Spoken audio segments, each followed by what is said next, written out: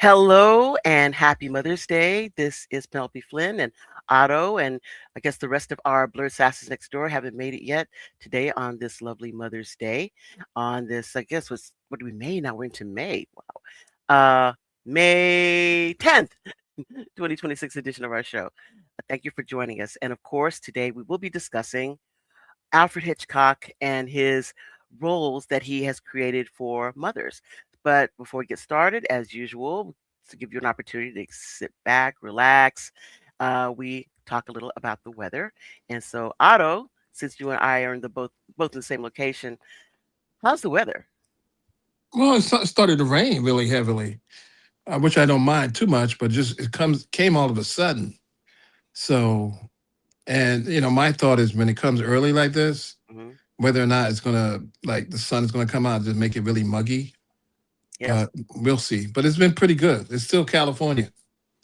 still California, still Yeah. enjoying the California weather, Oh even yeah. though you don't necessarily go to California that often. Nope. But and you're right, exactly. But for what I hear or what I heard, California weather is like sunny, 70, 60, 70 degrees. Hmm. I could live with that. Okay, all right.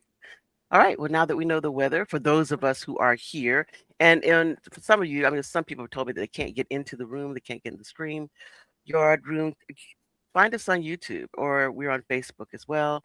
Sometimes I'm in the Twitch platform, so just look around and you'll find us. So here we are. So you can get me Penelope Flynn on YouTube, or uh, Discussions for the Otherhood on YouTube, as well as right here with us. So today, we want to talk about mothers, but mothers and motherhood in the context of how it is that mothers have been portrayed by Alfred Hitchcock in Alfred Hitchcock Presents, and his several, other, I think it's the Hour Show, which is, I think, this Alfred Hitchcock show, It's and Alfred Hitchcock hour, I think. Alfred Hitchcock Hour. All right, And which is the thing. I have to ask you this hmm because we're divided into different generations and people and stuff, and different generations have access to our show. Do you think that people of this current generation and the generation behind us are they into the Alfred Hitchcock thing? Do they know Alfred Hitchcock? Do they know what that's all about and all that? I think most people only know Alfred Hitchcock through things like Psycho and The Birds, in that order. And I think that if I they mean, I know he knew. had a show, right? Right, right. Most people, they think when they think of shows like this during that period, everybody kind of focuses on Twilight Zone, or Right. later on, Night Gallery, but more so Twilight Zone. I don't think many people even know that he had a show. In fact, I remember my first foray into Alfred Hitchcock when I was a kid was they had anthologies that you could take out of the library Right. that had all these stories on them, and I didn't know that there was a television show. I knew of Alfred Hitchcock as a child, as a movie director, Right. and I had no idea until I was much older that there was actually a show when my mom was saying how that the was the funeral march for a marionette, the opening song, and she was talking about it, that it was the opening of the Alfred Hitchcock show, and I Right. think that was when I first knew that there was actually a show. Yeah. Yeah. Because I mean, growing up in New York back in the day, it was a staple of New York City television.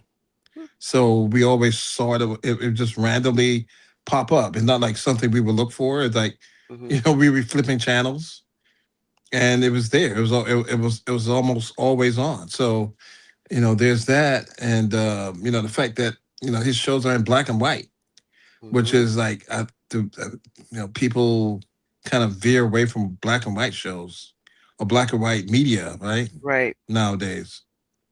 Although So. we were watching Mm-hmm. Godzilla -1 the other Yep. day, and it came in black and white and Yep. color. Yep.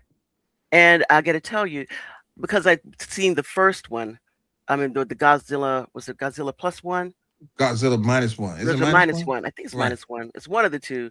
The right, the first one that we had, I'd seen already Godzilla in color, and especially when they have that first confrontation after the original one. So I knew what it looked like in color. And even though we watched the black and white, when I thought the black and white was nice, I liked it.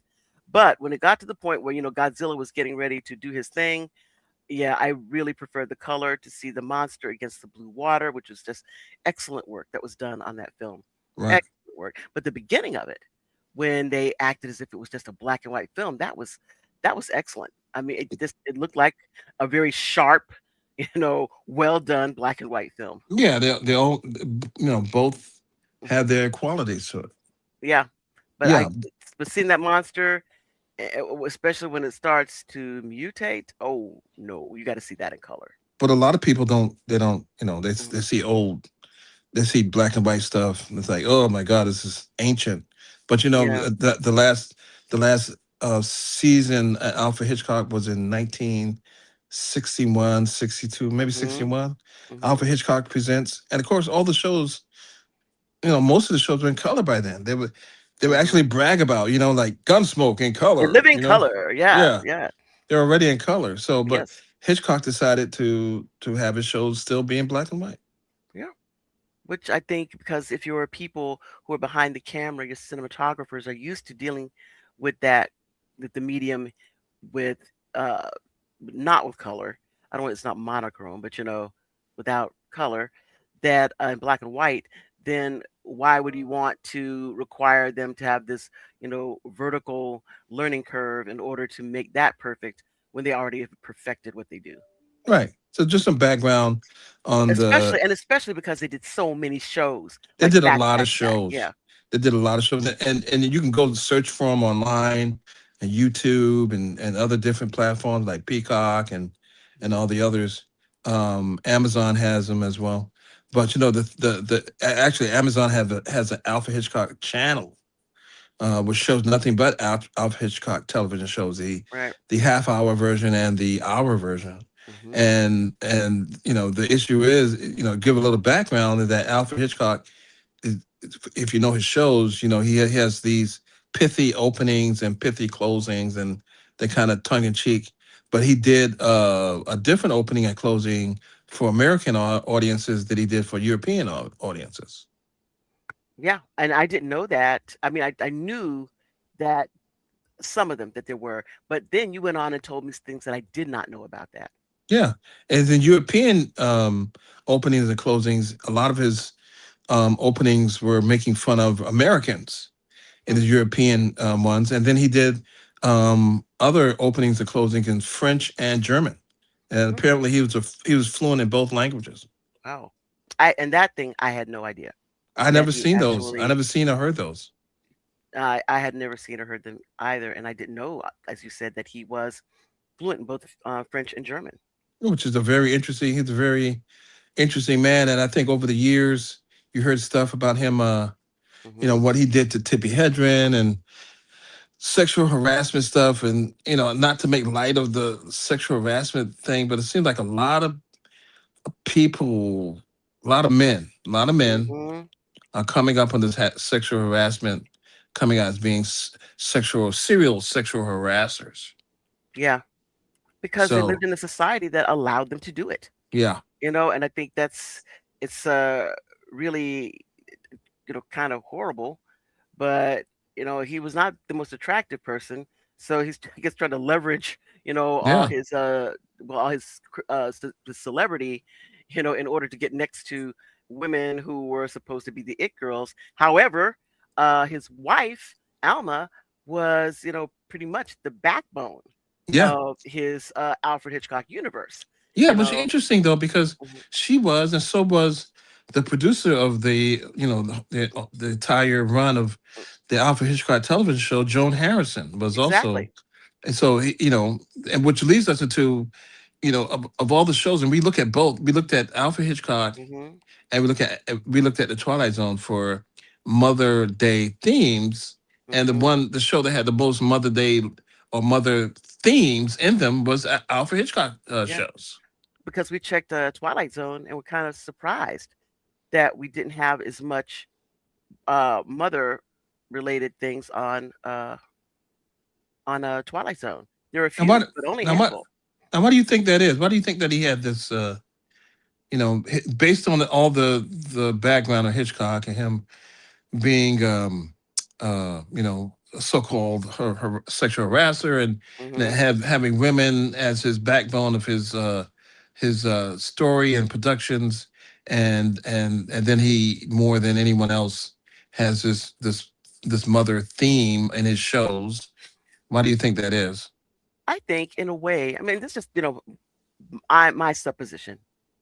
It's like when I grew up as a kid, I grew up in integrated schools and all that stuff. We came around in the 70s and 80s. We were at home, everybody, around you, pretty much because I lived in a uh, like a segregated neighborhood. It's a pretty much a black neighborhood when I was growing up, middle class black neighborhood, lovely, everything. So that meant that everybody that I went to school with, until I went to I guess third grade, was second grade up through second grade, everybody around me was black people. So the good guys are black, the bad guys are black, the people that bother me are black, the people that I adore are black. So everybody's a black person, right? So Yeah, if you're somebody like Hitchcock, and it could be that he surrounded himself with many women. So the people that he's attracted to women, people that he respects are women, people that he works with are women. It just may be that his world has more women in it. And so the probability of doing damage to a woman is greater when you have so many women around you. yeah, and You his know, stories, cut both ways. absolutely. They're villains, they're Yeah, heroes, and so that's on. right. That's right. More than most shows, especially during that time in the mid to late 50s and early Hmm. 60s. And the agency that women have Right, they had in in his shows. Right. yes. So I think, sometimes people say, oh my gosh, this person did this, this, and this. But if everyone in their life, many people in their lives are women, then the people who will be able to say that he did this or did that or didn't do this or didn't do that are more likely than not going to be women because those are the Yeah. people that he surrounds himself with. Yeah. Uh, Well, so I I mean, mean, it but could be one. That could be one reason.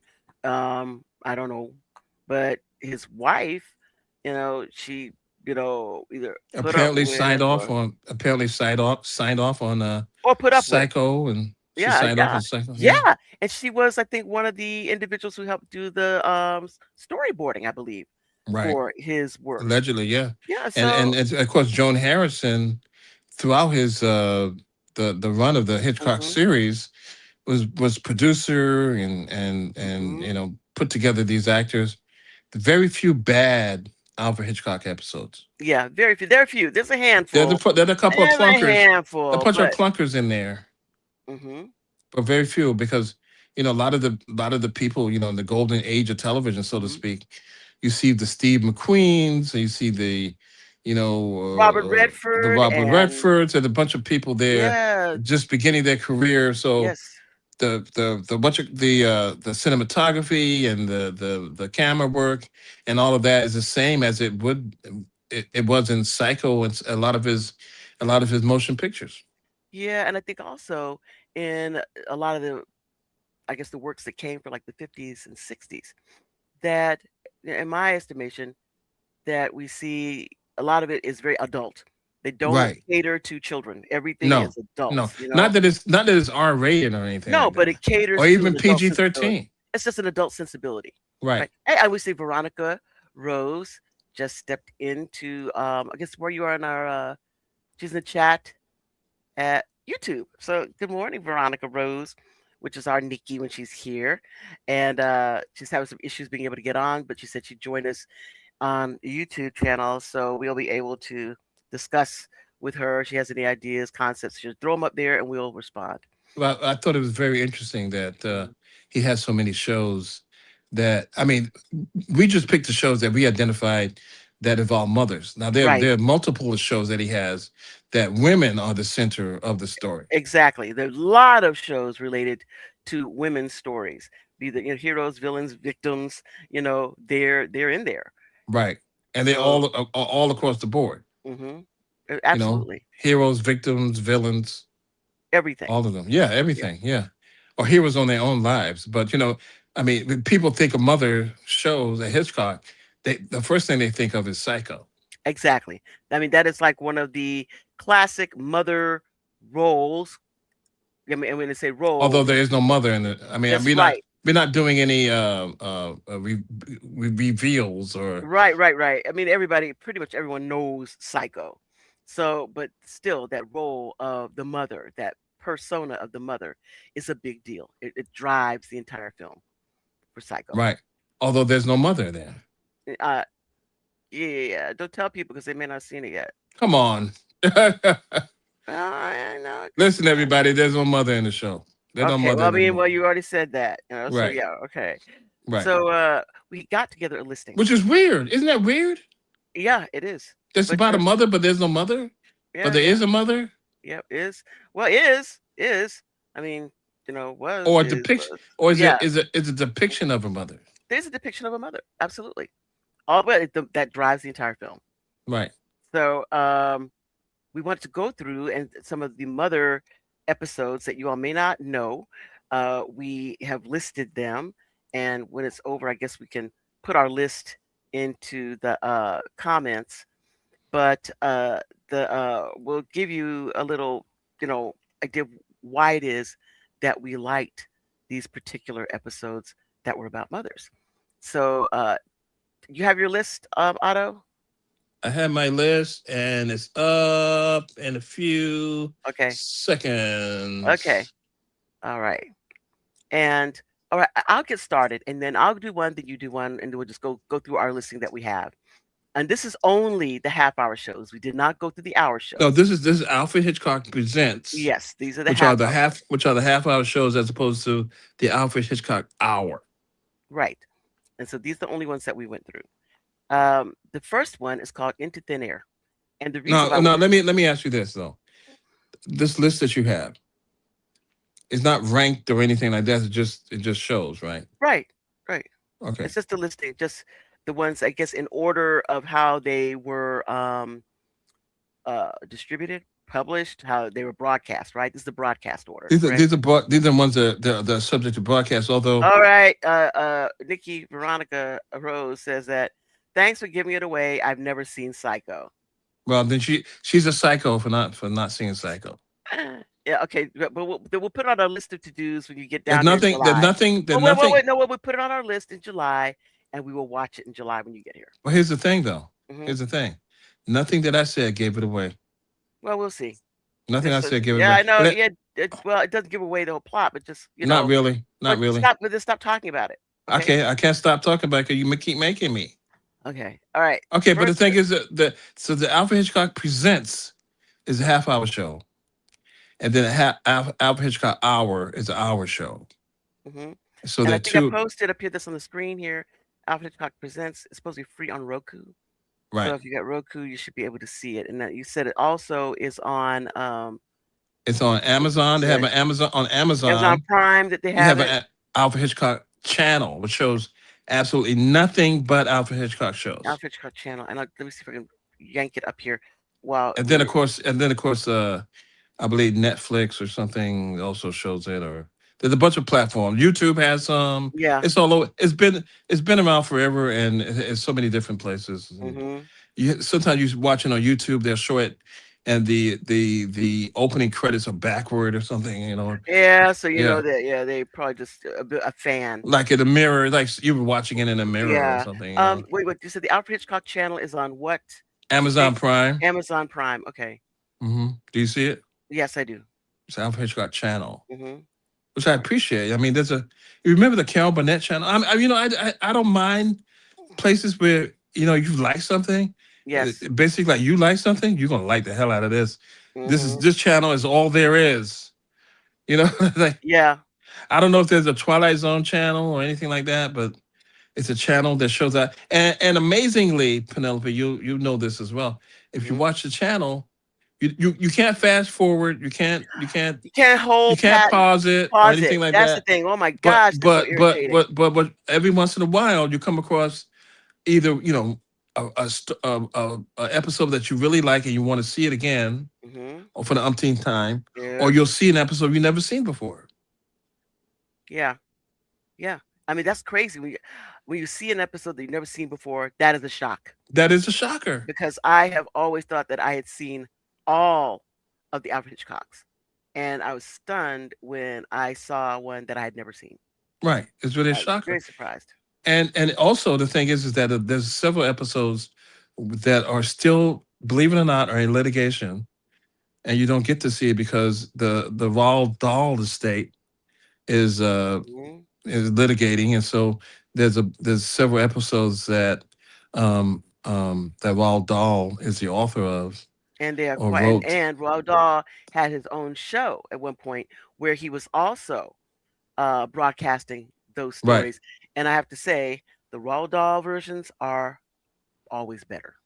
I Always. mean, once again, like you said at the beginning, they're Mhm. much more adult Adult, oriented. much more adult. They're not PG-13. They're not R, They are but they're not. adults. They're adult oriented, and they're unafraid. He's unafraid of just putting his stuff on out there the way that it should have been. In the United States, I think we had what are the codes called? That The Hayes the Code. Hayes codes, yeah. That they wanted people, the good guys always win, or you're never supposed to show that bad guys got away with stuff. So yeah, the American shows, they sometimes had to bend, Pull it yeah, back a little. Yeah, bend, yeah. Especially yeah, issues regarding sex and people sleeping yeah. in the same bed and all that kind of stuff, all that silly stuff. Yeah. But the other thing is that on the Roald Dahl shows, Mhm. I forgot the name of them, but anyway, the Roald Dahl shows, um, he doesn't have that ending that Hitchcock always had at the end of his shows, where he says, "Well, Penelope killed her husband, Mhm. but the cops finally caught up to her, and she Yeah. got 25 years to life or something like Yeah. that." They don't have that. They don't have any of that at No. all. Yeah. I didn't have that at all. They just go straight on. If the bad guys win, the bad guys win. The That's good guys it. that's it. That's it. And that's the end of it. I'm looking at this and I'm not finding Alfred Hitchcock channel. They just have Alfred Hitchcock Presents. They have just everything like separate, but it is a whole channel. There's an But I entire don't know channel. You why. know Yeah, it. but I'm not. Yeah, and We've I'm we've not. gone to sleep and woken up Yeah, with that channel with running that channel running. Yeah. consistently, yeah. So, with that, I guess we'll get on with it, but we're saying, like, this is Alfred Hitchcock Presents. These are the half-hour shows, and we went through and picked out some of the other shows that we thought were, of note, and the first one, Into Thin Air, is about this young woman and her mother who are British, and they have been traveling in India and everywhere else, and now they're in France for some sort of exposition that they wanna see. They check into their hotel, the mom and the daughter, but then the mother gets sick. And the people at the hotel, they bring in their doctor. The doctor tells the daughter, "Here is a prescription that I need. You have to go to this uh, pharmacist because the girl did not speak French. Go to the pharmacist, give them this note, and then they will um, give you this medication." So she went there. She had to wait a long time before the person prepared the medication, gave her the medication, comes back to the hotel, and she's okay. Well, I'm coming here and I need to get my key. I'm room such and such and such. And they say, who are you? Never seen you before. You ain't got no room here. So this woman is into thin air that her mother has disappeared into thin air. Yeah. So yeah, Very that's it's stressful, yeah, right? yeah, It's stressful and very stressful. frustrating. Yeah, it really is. And the and Pat Hitchcock, who's Hitchcock's daughter, is in the lead role. Plays the lead role as the daughter. Hmm. And in fact, she is in several episodes of Alfred Hitchcock Presents and the Alfred Hitchcock Hour, and generally, as a supporting character. But in Right. this one, she is actually the lead. She's the lead character. You can't, And and so you can't give the ending. You no, call no, it absolutely right, not. And right. if you also Pat Hitchcock, also, if you have ever seen Psycho, and some people, as we know now, have not, she actually is, I guess at the very beginning, she is one of the supporting actors in the beginning of Psycho. And she's a worker at a real estate office. But so, she's just has a few lines, but he puts his daughter in his work, and she's a good enough little actress, and she does her little thing. Yep. And she And does very good. And she does a very good job here yes, in reflecting yeah, frustration distress, and and you where's my and the mother? audience knows the audience is one thing about Hitchcock and his shows Hmm. and television shows and in movies is that the audience is always in on it Well, we think we're in on it because in with this one. This one, well, we're in with her. We know, From right. her We perspective, know that she went to that hotel with and her we mother. know, We know that her mother fell ill. We yes, know that a French doctor came in yep, and diagnosed her mother yep, and gave the daughter a m- prescription to take to a yep, druggist in the middle of the and night. And she exactly. did all that. She came back and the hotel said, we don't have you We here don't as know a who you are. guest and we don't know who you are. And what are you talking about your mother? And so Yeah, you let in on all that frustration. yes. So we're with her every step of the way. She's doing everything that somebody that does not speak French can do. She goes to the American consulate. She has to get help. But yeah, it is just And he very tells you all. frustrating. He tells you, and he lets you in on the frustration because Yes. you know the woman is not crazy. She's not lying. You She's not saw the crazy. mother. Yeah. She's not what kind of narrator? Hallucin what is called unreliable Unreliable narrator. narrator. We see this. You know that's her mother. Yeah, we went in there with her. We saw it happen. But now they're saying, "No, who are you?" Huh, with mother. Yeah, Yeah, yeah. But yeah, it's a very good one. and it's So very frustrating, and it's yeah, because you're trying to tell these people my mother is missing. let's see. And these Never heard people of said her. that these people say I'm not a guest, and they don't know where my mother is. That's right. She's lost her mother into thin air. Yeah, really good. So yeah, that is definitely one that you should watch. And the reason that we're saying this is because we have a listing of these that relate to mothers, but not all of them are things that I'd say, oh, you got to run out and see this one. But this is one that if you can deal with the frustration, it's a very good one. All right, you get number two, Otto, which is Toby, for some reason, hmm which is it has once again, really class A actors, Jessica Tandy. actresses, and Hmm. Jessica Tandy's in, and so it goes back to I think early 1900 Brooklyn, Hmm.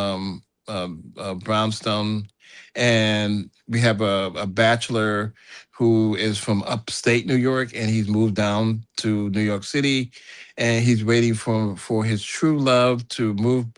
He who he hasn't spoken to in quite some time, Hmm. who's a Jessica Tandy character, and he put out an ad because he was looking for her, Hmm.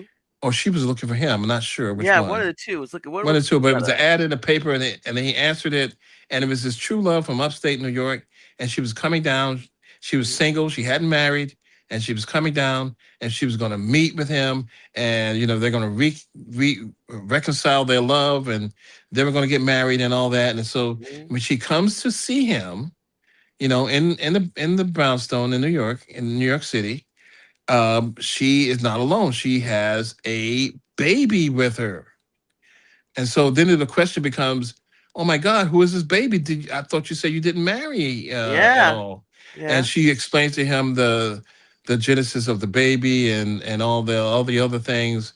And then it becomes a really, once again, a frustrating, interesting story. And so this is this kind of, do you yeah. think does Hitchcock let you into the secret that's going on, or the big N- reveal at that point, or n- not? no, and in fact, he Well, you see it. he hints But at here's the thing. Here's it. the thing. He Here's the hints thing. at it with the nosy Right. neighbors. But here's the You thing about know. Hitchcock. Uh-huh.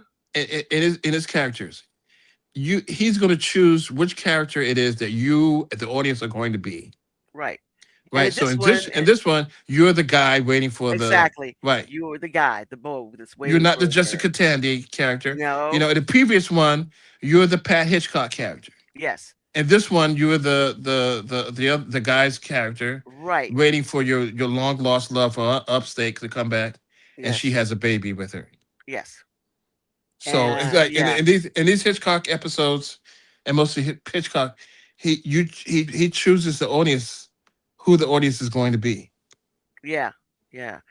And I think, I one of the things that gets me about this one, and I wondered why, and I started thinking, why do they even care, these neighbors, about, have you ever seen the baby? I had never seen a baby or anything like that. Why do they care? And I'm thinking the reason that they care is because this guy's a bachelor, right? Right, And this is supposed to be a single woman or whatever, and they're staying in the apartment, sleeping in the same unit, unmarried. right. So I think that that's why they keep making a big deal about it. Because otherwise, I said, "What do you care? It's not your business." Right. But They want to. obviously, yeah, I ain't seen no baby. That's what they said. yeah. And so it's like, if you don't have this baby, then you all are here in this place, and you're not, you know, a married couple or someone that's a family. That you just have this woman staying with you, which is probably against the rules in a lot of these rooming houses. Well, they were going to get married. Everybody knew Yeah, that, well, yeah, right? but still, But like the name ours. of the baby is Toby, and thus the Yes, name of the episode. right, right. Okay. So the frustration is, the Jessica Tandy character, tells the man Hmm. that, hey, these neighbors are saying they haven't seen a baby. You've seen a baby, haven't you? And he says yes, but he's seen no baby. I He's mean, he seen no sees the baby because baby, and it's in swaddling clothes and gets the yeah, bottles and stuff for him. she wraps Yeah, the baby real tight. I mean, yeah. yeah. I mean, but he hasn't seen the baby, and so But he this feels is compelled to lie for to her, support her. Yeah, right? Because the thing is that once again, this character is a character that Hitchcock chosen to serve as the audience that's right. in this episode. Right, and on And top and of audience that, haven't seen any baby either, but then we know yes, there's a baby. But she yeah, came with a swaddling and an yeah, infant, everything, yeah, and and also to indicating that it's a understand, baby. but you also understand another thing about this particular episode. This woman was not like a young woman.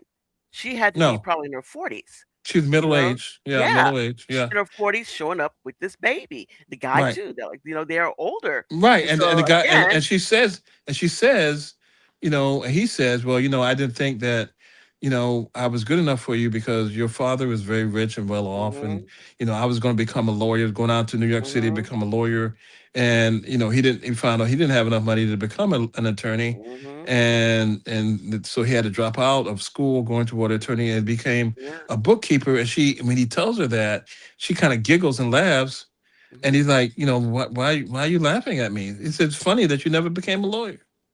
yeah. And it's Because kind of you like left almost me. demeaning. Yeah. Yes, because you left me because you were gonna do all these high mighty things and you never did them. Right. So yeah, that's a very good episode also. So don't skimp on it. You gotta, stay in, through the ending. It's very interesting. The next one, Listen, Listen, is a very old Alfred Hitchcock. It's probably one of the first season ones, correct? And All of yeah, these are all these first are first season, I season, but I believe. mean, Yeah. but this one, it's I mean, it almost the filming of it feels very old, and it's about this man who goes to the police to tell them that they have reported some serial killings, and they have indicated that three young women, Once again in New York City or a large city. yeah, three young women have been killed, and that he's trying to tell them that he believes that they are incorrect in the way that they have been attempting to resolve this murder, these murders. And very, this is one that is very distressing No, no, because you no. see this man, that's distressing as you see this man going from place to place, to the priest, to the police, to ever trying to explain, what's going on, and no one will listen to him.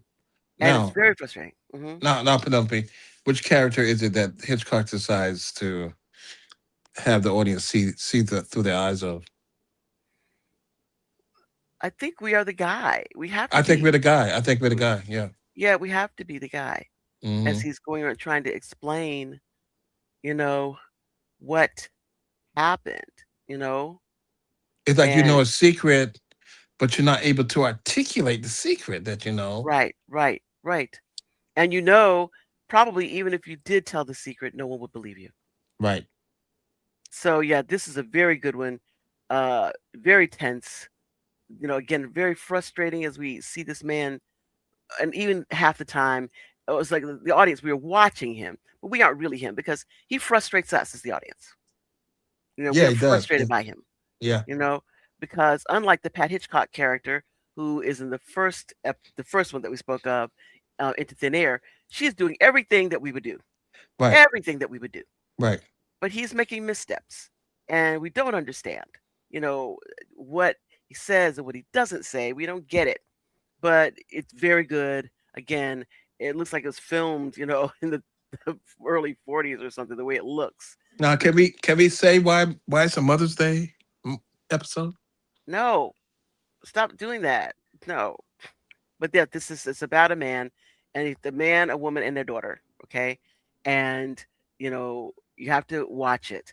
I don't want to give anything else away, but it's very good. All right, okay, go ahead. The next one is yours. Okay, the right kind of house, which I really like. Right. Yeah, Go yeah, ahead. yeah. Explain. So some of these episodes, I confuse them. Am I getting the right episode with this one? I do haven't said it yet, so I don't Okay, know. the episode where there's a guy there's a house that's listed in a very small town, right? And so Mm-hmm. the house is worth like maybe $5,000, $10,000, but the 20 tops. 20 tops. And so the Top. person who's selling it wants to sell it for like 50 or $60,000 or something Yeah. like that. Yes, an obscene amount. And so, of course, it's a normal house in a small town, nothing special about it, and people can't understand why the mother is selling the house Mm-hmm. for this amount of money. And so Yeah. this stranger comes to town, and he says, "Well, how much is that house? I'm looking at this house. How much is that house?" He goes to a real estate office and says, "How much is the house?" And people tell him, Mm-hmm. "You don't want this house. It's outrageously priced." And he said, "How much is it? Just tell me how much it is." And they tell him how much it is. It's like exorbitant price. And he Mm-hmm. said, "You know what? I'll take it anyway. Come and show it. I'm driving up to show it." And the stranger comes into the house. He meets the mother. She says she has a son, that she used to have a son Well, the that thing is, used to she live with doesn't. her. But you have to be more expansive about it, because she said three sons. She All of had them three sons, who grew up in that house. and they're Uh, gone now. just all gone now, All they're gone and now, so and so she's she's there by by herself, right? herself. Right. Right. And he's willing to buy the house at this really exorbitant price. And Mm-hmm. she's like, "Why would you buy this house for this Yeah. exorbitant price? No one else has." And he tells her he's from a big city, and he wants to find a place where he can just settle down and have a quiet life. And Mm-hmm. this house fits his place. It fits That's his right. yeah. It is for him the It right is kind right. of house. Right, right. Mhm. And so I don't know if I could say any more, except to identify the character that Hitchcock chooses the audience to look through, the eyes That's to look right. through, and the eyes is you looking through the eyes of the stranger from out of town who's coming in and he's buying the house, and he doesn't care about the price Do you think so? because yeah, because I there's don't think something so. if you come to a if you have access to money, right, Right, right. and you're looking for a place to make you happy, Uh-huh. and you know if you go to a small town, what's a lot of money to a small town person may Mhm. not be a lot of money to a big town person, right? Right. So they look at this money, look at this house, and he says, "Well, it's a little bit more than I would pay, Mhm. but I'm ready to retire. This is the place I want to be." Yeah, and that's right. And he's going to retirement. Right, It's his try. He says he's seen this house before because he's a salesman, and he's gone past. He's seen it several times. This is like the kind of place that I'd like to retire. This is it. You know. But right. I think again, this does have a lot of twists and turns to it. Yeah, it's And a story, and you're looking through the eyes of the. You can't look through the eyes of the mother, right? yes, So you're but looking through the eyes of the stranger. it's like the That's omniscient. We look at the eyes of an omniscient narrator almost, but I guess in a way it's the stranger because when he decides to buy the house, she sits down and tells him the history. whole history of the house. What you Yes, and so we expect to, sit there and we right? listen like he listens. I get they filling in the blanks. It's like, Right, right. okay, what do you tell you got this long story to tell. You're in a small town. We know how small town people can be so damn Mhm. talkative. Just let me go ahead and buy the damn house, Right, right, right. and you You can go ahead know. and move your stuff out, and I can go ahead and get somewhere else. Yeah. And I posted for your edification the Alfred Hitchcock official page on Facebook where they have a listing of all of these.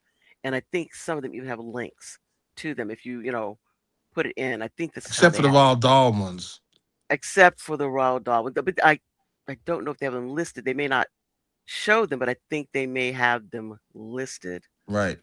Um, yeah, on the Alfred Hitchcock official, if you if you run the name of this like the right kind of house, they will show you the picture of the actors who are in it. They tell you what season it was and what show it was. They so it- it's out there. And season 3, episode 23 is this the right kind of house episode. So again, it's there, the Alfred Hitchcock official page on Facebook that you can find some of these things as well. And we're not going to tell you the denouement. We cannot. You have to see it, and You have to yeah, see it. yep. But it's a Mother's Day episode. It is a Mother's Day episode. Absolutely. All right. And And and the thing here's the thing is I have to ask you, Penelope. mhm. Is it a good Well, that be giving it to it. That be giving it away. Well, I mean, all of these are great mother episodes. You know. But we can't say whether the mother's acting in a bad manner or acting in a good manner. No, no, no, no. We don't want to do that because we want you to watch it and enjoy it, Right. and really check it out. Another thing I was going to say is that sometimes you can catch some of these episodes on like Daily Motion and stuff like that. Yeah. Yeah. They're So. in a lot of different places. And if Hmm. you go to places like Daily Motion, you will see the Hmm. Roald Dahl episodes. Hmm. Yeah. So this For one. for instance, and going out of order, Hmm. the Roald Dahl episode. Hmm. Um the one about the lamb. Yes. What is it called again? Oh my gosh. So I know Barbara Bel Geddes is the the actress who plays the role, and I can't remember what's like. Oh man, what is it called? I'll remember it in a second, or I'll look Come it up. You better. on, Go lamb. to Lamb to Slaughter. Land to Lamb to Slaughter. Slaughter. Land to Yes. Slaughter is a Roald Dahl episode. It's Yes. famous. Yeah. Famous Absolutely. actually. Absolutely. It Absolutely is very famous. famous episode. And so I don't know. Well, let me say this. The eyes that the Hitchcock had chosen the audience to look through is the mother. Yes, the mother. Right. And it's a mother. She's actually a pregnant woman. Right. Yes, She's the expected mother. expectant mother. Right. And this is one of the classic Hitchcock episodes. And if you don't know Barbara Bel Geddes, if you don't know the name of it, Lamb to Slaughter, you see this and you will say, "Ah, I've heard of this one." It's Right. that it is iconic, Lamb to It Slaughter. is iconic and never Yeah. seen. It's not seen on any platform unless Hmm. you actually go and you have to do some really digging into the deep, deep web Yes, and to these find things it. like this, this is Roald Dahl. Okay, this is a Roald Dahl story. Right. I don't think is there any part of Mhm. it we can give away except to say that Well, I mean, an except this. expected mother Hmm. is she's married to a police officer Hmm. and the police officer I mean, apparently understand this woman has got to be like 8 months pregnant. Okay. right she's about to Yeah. give birth. She's Hmm. expecting mother about to give birth. Been married to a New York City police officer. Hmm. Police officer has a reputation among his colleagues and to his not maybe not so much to the expected mother of Hmm. playing the field. He still plays the Yes. field, Yes. and so he comes home to the expected mother. And he tells the expected mother, the Barbara Bel Geddes Hmm. um, character, basically that's it. He's leaving her. He's He got out. another woman. He's got another woman. He got another woman that he's gonna go with, and he's gonna leave her. He's not Yeah. gonna, leave her any money or any kind of resources. She's the He says, expected mother. how can I take care of you and her? Yeah. So I choose to take care of her, and Yeah. he get ready to leave. And so that's all I can say. That's all I can really say Yes. about it. Really great. Absolute classic.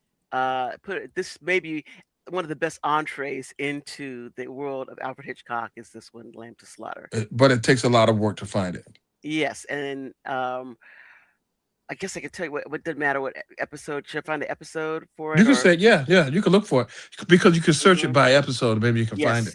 Yes, yes, and it is really it is definitely a classic. I Definitely a think. classic. What episode is it? Hold on, let me see. Is it well? Is this one of the half-hour ones, or is A it half one of hour. It's a the half hour. Yes. yeah, it's a half-hour one, so let me see. And I think once you tell them the episode and the season and the episode, Yeah, if you put the season and the episode mhm, into not Google but mhm, Bing, you'll find an episode. You'll find it. yeah. I mean, it is such a great it's great. Season 3, episode 28. It's Lamb to Season Slaughter. 3, episode 28, Lamb to Slaughter. Put that into Bing, Mhm, into your Bing search engine.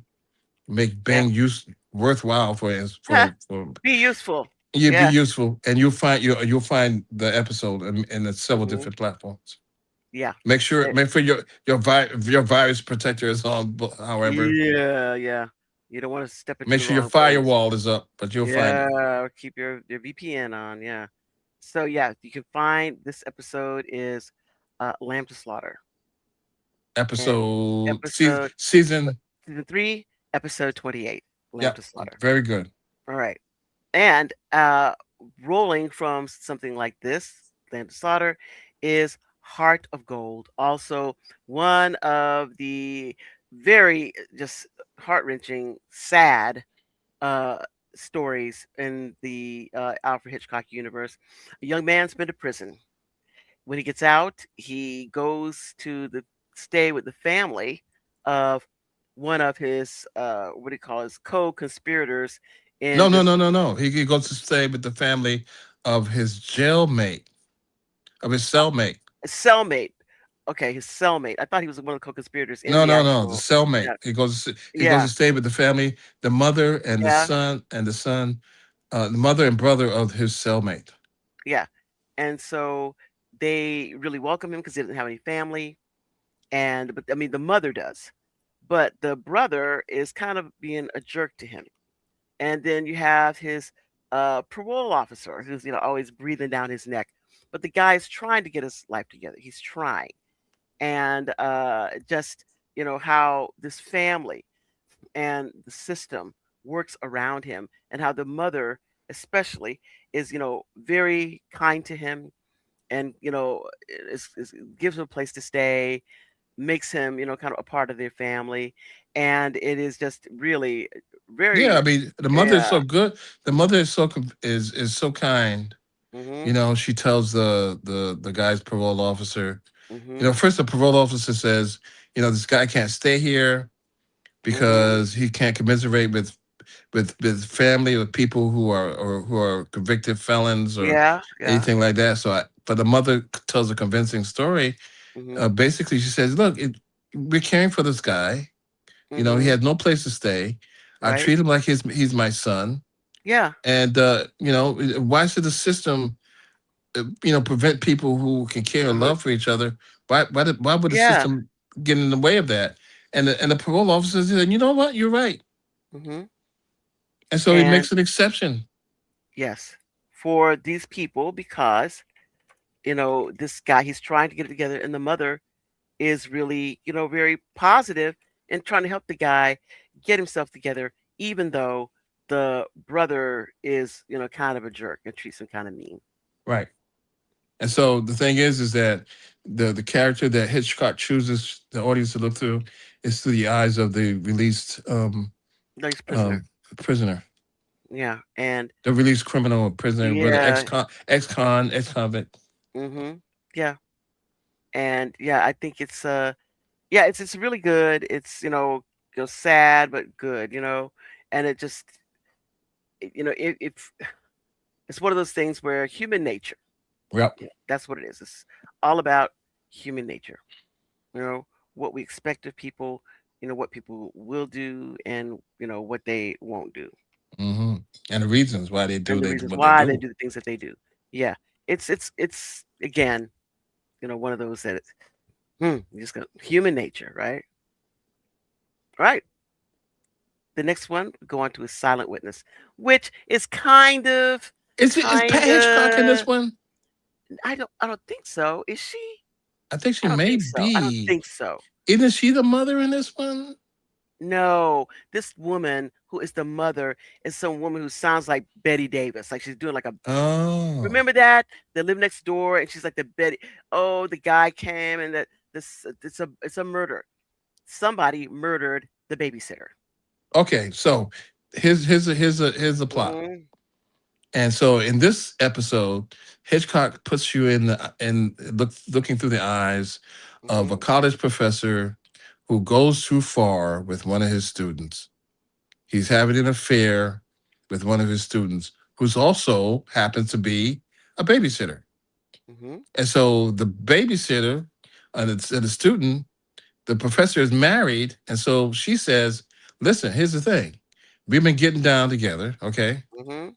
I want something more serious. I want you to leave your wife. If you don't tell, if you don't leave your wife, I'm going to tell the university president and the university that what you've been doing, and you lose your career and everything else, and it's going to happen." Well, And and so, also, wait, no, no, no, you missed the big kicker. This young woman tells him, "Well, you gotta divorce your wife and marry me because I'm pregnant." well, I didn't So know she was pregnant too. yes, she is pregnant. That's what she says. No, you gotta leave your wife because she's Yeah. pregnant. So and So, she keeps pressuring him to do it.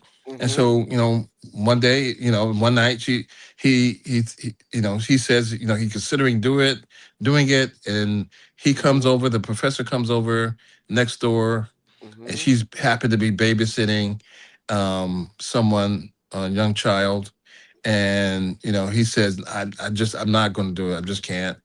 And she said, "Well, I know what I'm going to do. I'm going to tell everybody." And he gets her, by the throat, and he squeezes really, Mhm. really hard, Mhm. and death ensues. And so Okay. when she drops to the floor, the baby, he looks over and sees the baby. The baby's been watching everything that's happening, and starts to cry, and Mhm. looks at the professor's face and starts to cry. And so at that point, the professor's like, "Oh my God, this baby can't talk." But when the baby can talk, this baby's going to tell everybody that I killed this woman. I killed this babysitter. And So he, of course, we do realize that people absolutely know absolutely nothing about babies. So I don't know why anybody would believe that. well, that's what he believes, and that's what Yes. we believe as an audience. Because otherwise, why would we be Yeah. Yeah. You know, we're in it with him. We're in it with him. right? But I'm still And because every all these time, every people. time this baby sees him, Yes. It this starts baby to cries. cry. It starts to cry. And so he's freaked out that this baby who saw him in this room is going to tell on him as soon as it starts talking. Oh, Right. the baby 'Cause starts to say, every single time "Mama, the baby Dada." sees his, every single time the baby sees his face, It starts the to baby cry. cries. And so, Looks you right know, at him and starts it crying. starts to cry. So yeah, this one you've got to see the ending. You know, whatever. It's you know, it's what happens to people when they kill people, how they get caught. So Right. So yeah. Hitchcock puts you in the Mhm. looking through the eyes of this person who murdered someone, Mhm. and his silent witness up until where the baby can talk happens Mhm. to be the baby. Yes, that's right. So yeah, the mom And is the mother's like, I don't know tangentially, why yeah, my baby right. keep Well, he crying. keeps crying. He keeps crying. So this is the mother's tangentially, involved, but she, is, the person who keeps saying, the baby keeps crying. Every time the guy comes, he keeps crying. The baby keeps crying. So yeah, so that's a good one too. I can't say it's one of the best, but it's still good. So the next one we have on our list is called "Don't Interrupt," and this, of course, is it's a very good one in my mind because it One of tells my us all about favorite actresses. child rearing. Yeah, Cloris Leachman, right? She's the mom. And so these are people riding on a train, going from one place to the other, a couple and their little boy. And I guess how old he's got to be about seven, Yeah, 8 years old. it's 7. And adults talking, and this child keeps interrupting. Want to talk about what he wants to talk about, want to ask for this, ask for that. Very busy. Children who are very busy, always moving around. So the guy was trying to tell this story to the mom and the dad. And tell this little boy, the guy keeps flipping this, uh, I guess, dollar coin. So he tells the boy, if he keeps quiet, that he will give him this dollar coin. So this little boy, of course, really wants this dollar coin. So the guy is telling this story, but as he's telling the story, and understand the train has stopped. It has stopped on the tracks because of snowstorm. So it is snowing outside. There's a snowstorm. They're trying to It's clear a the blizzard. tracks. A The blizzard, blizzard. a blizzard, snowstorm, blizzard. Like those two things different. We get the idea. So while this man is telling the story, and he has to be quiet, otherwise he doesn't get the dollar. He's looking out the window and sees somebody who is outside trapped because they're trying to get in because it's cold and this person obviously is freezing to death. But the little boy doesn't want to say anything because if he says something, then he won't get the dollar. So this is a story about a little boy has to make a decision as whether or not he tells these people that there's a man outside freezing to death and interrupts so he can get or and he won't get the dollar, or does he keep quiet and hope the guy finishes the story fast enough so he can, you know, tell him that there's somebody out there. So that's what this story is about. And the parents, the mother, the Cloris Leachman character, I mean, how it is that they have basically indulged this child to the point where he should not be actually around people in public, as far as I'm concerned.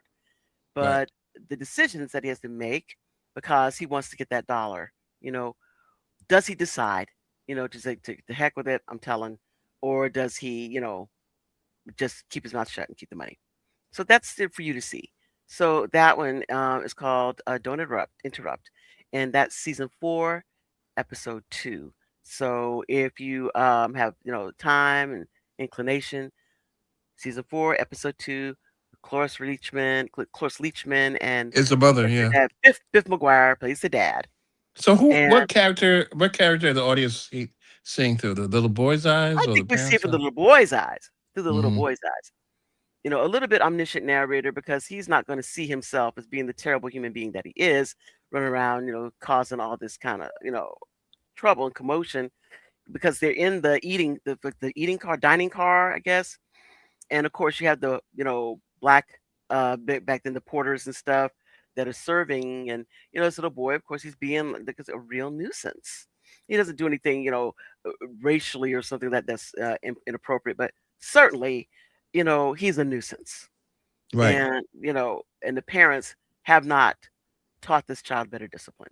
What's So, interesting about Hitchcock and I guess race, so to speak, is that he has several characters throughout his season, but mhm. that are black. He doesn't have any black leading characters. I don't think there's any black leading characters in any of I've never his seen one ever. No. episodes, but those sparsely spread throughout his episodes are black characters.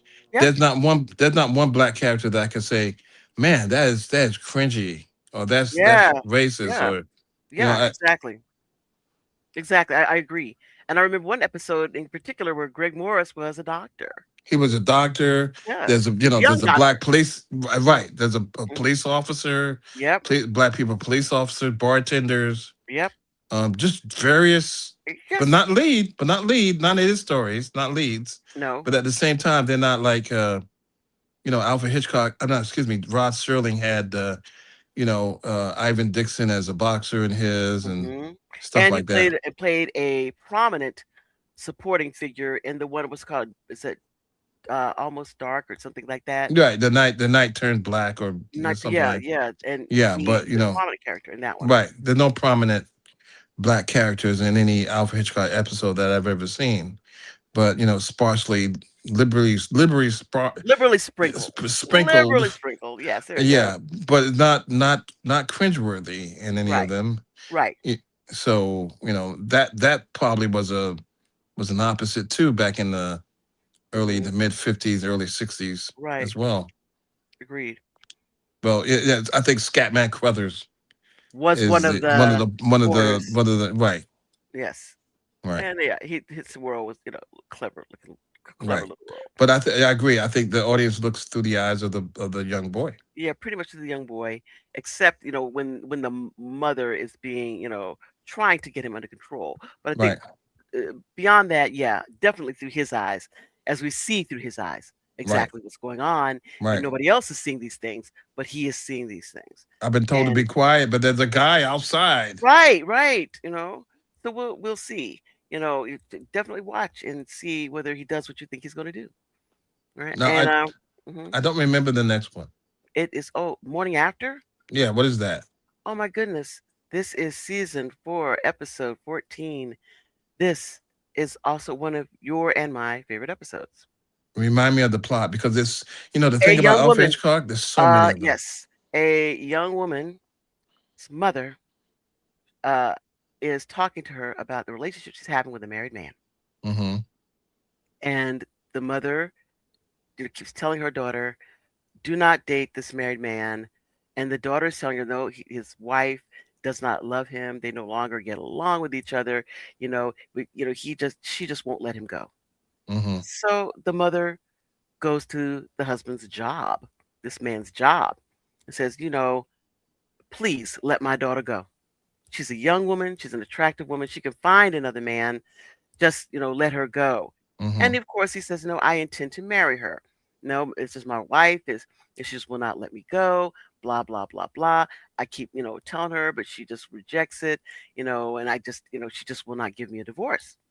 So this woman goes to the house to see this man's wife to say, my daughter, Sharon, is, has this relationship with this guy. And she said, look, if your daughter is all dewy eyed and stuff, and she's not, I, that's her thing, she's not, dating my husband or whatever. They said, well, yeah, she is. And then she starts telling her, well, and then the woman finally realizes that, yes, her man, her husband is stepping out on her. And the mother realizes for the first time that this man has never told his wife. He has been lying all this time to her daughter, telling her that, Is it Robert Alder? This one? yes, this is Alan Alan Alda's Alan Alder's for dad, that. You're right. Okay. plays the role of this man who is like, man, he is smooth. He is smooth. He talks a good game. It's, what did it sell? Those people sell ice to alutes. Hmm. That's the kind of guy he is. Hmm. And, she is trying to get, the wife to let him go. But of course, the wife is of the mind. She has no idea he's been having an affair. So the woman, of course, the mother is mortified that she has been the one to tell this woman about this. And the woman is so unprepared. And that this man has been lying to his wife and been lying to her daughter all along. And I don't know, I don't want to give the rest of it away because it is really very good, but absolutely wonderful Mother's Day fair. Right. What a mother will do, you know? Right. And And I guess nobody could actually blame the mother in this one. no, because she's her job is to protect her daughter. So this thing, Morning After, again, season 4, episode 14. Look it up. I mean, if you are the type of person that says, you know what, I don't like cheaters, then this is the episode for you. So yes, it's very very yeah, very tense also because he's a thriller, chiller, suspense person. And yeah, this one is one of my favorites because this mother, she is really trying. She's just really, really trying hard. She just doesn't want her daughter to get hurt. She wants, you're, fooling around with this married man. And the problem is that anybody finds out that this is going on, you are ruined. You know, nobody's going to want to be with you after you like, sloppy seconds with some married man. So, of course, during that period, the mother is really concerned about this. So, put yourself in the mindset of the period that these people are living in and, what it is that, a mom would have to do to protect her daughter from ruining her life, you know? Right. And the mother, Jeanette Nolan, I think, is a serial plays serial mothers throughout the Hitchcock Serial mothers, episodes. yes. Yeah. Yes. Yeah, but yeah, Multiple times. Yeah. very good. And I think that you would enjoy it, especially, if you see something like you want to see people kind of get their just desserts. This is a But good one. it's also like as you said in the beginning, Hmm. it's adult themed. Yes, very It's adult not themed. it's not it's not, someone running around nude or anything, but it's adult Hmm. themed. Yes, very, very. I mean, these are things. I mean, they talk about relationships, about some guy, and he's having this relationship, this affair with this woman's daughter. but he's still a married man. And in those days, that's just not done. You Hmm. know, I mean, that her with a man, he could probably get away with it, but that woman, that young woman's reputation would be destroyed. Right. With the You know, old uh chestnut of, mhm. I'm about to divorce my wife and divorce my Yeah, spouse, and yeah, I'll get with you later.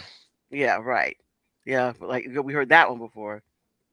Right. The next one is called "Morning of the Bride," and this one is, about a man who has a fiance. They are in love. He was ill for a time, and she helped nurse him back to health. And she, I guess, comes from very, you know, I don't want to say poor, but certainly a modest means family. He comes from a family that has money, and all this time that they've been dating, they've been together, and they're talking about getting married. He has never introduced her to his mother. And he keeps saying, "Soon, soon. I'm going to introduce you soon, soon, soon." So one day she just takes it upon herself to go by the house. And she sees, the elderly woman walking into the home. And she thinks that she's going to go up and, talk to her. But she doesn't. She just lets it go. But tells her young beau that she went to the house and, saw his mother there. And he tells her, "Okay, just give me some time. I'm going to tell her it's going to be fine." But of course, she believes that this man is ashamed of her because she's not well educated. Although she's a very kind young woman, she's not educated and she's not rich. So she decides she's going to go there and tell this woman, who she is, what she's about, that she's not, a gold digger or anything, just trying to get his money, that they really are in love. So she goes to this home and to finally, check out her mother-in-law. You have to watch to find out what happens. Now, if we say that it's related to it could be construed as related to another movie. That'll be giving it away, right? Another movie. Yeah. Oh, yes, it would. And don't another Hitchcock piece. Do not, No, no, I'm don't say not going that. to say it. But this is one I don't remember seeing. What episode is this? What season of episode is It this? is season 4, episode 10, Morning of the Bride. I have to watch that one. I don't remember Yes, who's in it. yes. Oh my gosh, I think it's Barbara Bel Geddes who Do you plays have it on the IMDb? fiance. Yes, it is Barbara Bel Geddes. It says I they don't have it remember. listed as a lonely woman who waited years to marry the man she loves, uh, finds out a horrible secret about why he stalled for so long. Wow. And so, who's the character? Whose eyes are we looking through? Barbara get Del Bill. Yes, Yeah. Okay. absolutely, absolutely. We see this through her eyes. Who plays the husband? Don Dubins Okay. I don't know who that is. and Pat Hitchcock is in this one also. Pat Hitchcock. Yes. Okay. So Have to yeah, remind me of that one. Remind me of that episode and season episode because yes. I don't remember seeing. Season 4, episode 10. When you see it, you will remember it Okay. because this is Barbara Bel Geddes. This is like 1959, so she's very young in this one. Okay. Um, the next one we have here is Across the Threshold. So I will leave that one to you while I No, pull I up. don't remember this one either. Oh, come on. I think okay, hold on. I'm trying to get the season, which I probably should have done before I got started, but did not. Um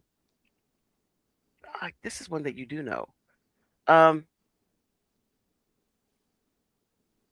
Unfortunately I forgot about it. And it says across the threshold. Yes. So it's like someone's getting married, or This one is fifth season. It's like when his overbearing mother mentions missing her dead husband, a selfish bachelor is happy to arrange the reunion. oh yes, okay, Yes, this one. I Yeah. remember that one. Okay, Yeah, okay. okay, This one is also a very good okay, one.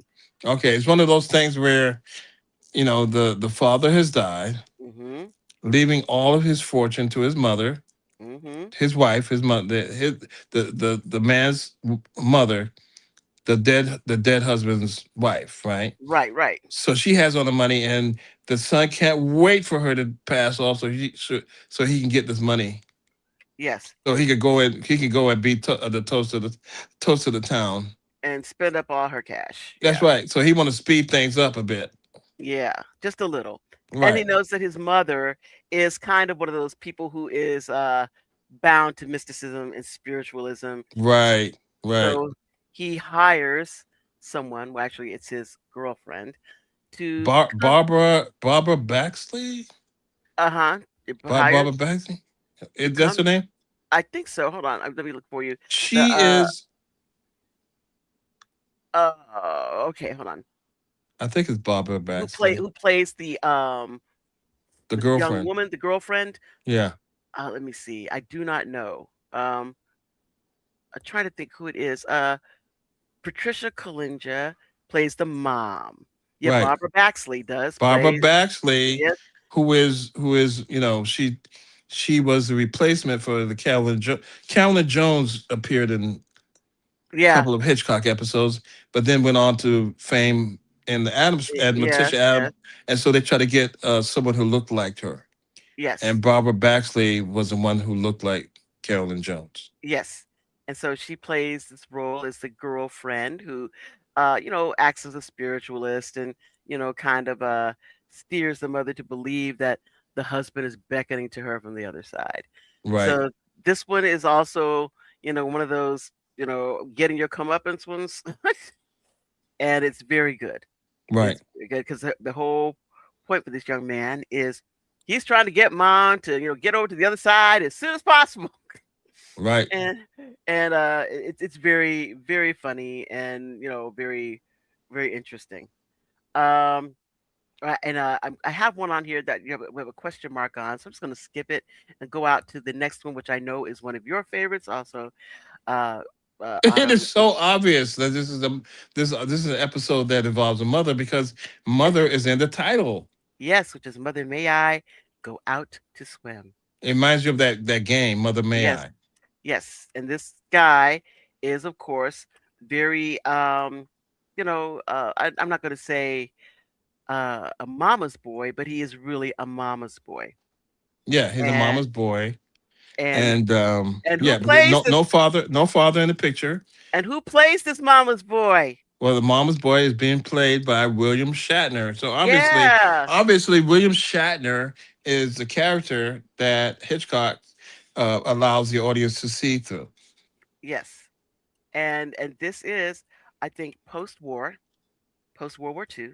Right, And I mean, we don't know what it is they're saying, whether it is actually, a I don't understood or, may possibly kind of understood. But for those who know, William Shatner is Jewish. And this woman that he has started dating after all these years of works in being a alone. she works in like a curio shop or Yes, something she like works in a that, curio and shop. she has a German accent. Yes. And his mother comes to visit, and he is trying to introduce her to this young woman that he has come to love and believes that he wants to marry. So the problem also is that, well, mom, even though she loves her son muy much, uh, does not quite approve of this woman, saying, basically, I've seen women like you before who try to find a man basically to get your green card. This is Right, what she has basically. I mean, she basically almost says it straight right, out, with not right. much, Yeah, sugarcoating. She just says right. it. But, well, first she encounters a young woman Hmm. with a German accent. She has Yeah. no idea that that's the woman that her son is interested in. Hmm. So she says a lot of rude things because I guess she doesn't like women with German accents, you know? Well, and again, she thinks that, she's seen women like her Right. enough And in then her and life. then she She'll comes know. and then she comes to find out that the woman that she was rude to in the curio shop is the woman that her son is interested in. And might we start out to say that all this that's going on is in flashback? Right. Right. And what we see when we first encountered this young man who supposedly is such a mama's boy, he is in court and it is an inquest because A murder inquest. a murder inquest.